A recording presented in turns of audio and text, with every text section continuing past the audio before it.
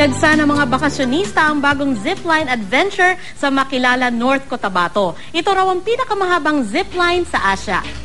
Ang liwanag naman ng libo-libong alitap-tap ang bumighani sa mga turista sa Donsol, Sorsogon.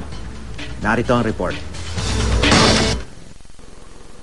Tuwing gabi, nagliliwanag ang mga bakawan sa Ogod River ng Donsol sa Sorsogon. Yan ay dahil sa pagkutitap ng libo-libong alitap-tap.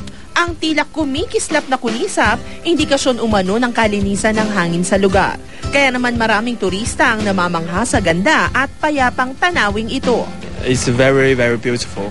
It's very, very interesting. Last year, nangyari sa amin na may nag-propose dahil lang po sa firefly watching.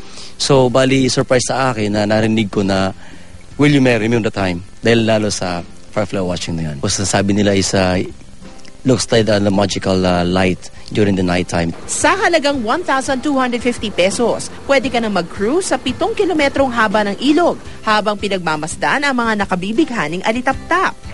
Para naman sa mga naghahanap ng summer adventure, may bagong zipline sa Makilala, North Cotabato.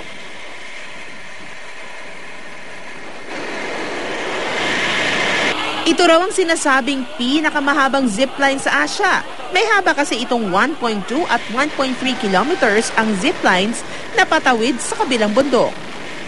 Bago formal na buksan nitong weekend ay nag-alay pa ng katutubong ritual at dasal. Dagsa naman ang mga turista sa unang araw ng pagbubukas nito, lalo't libre ang zipline adventure.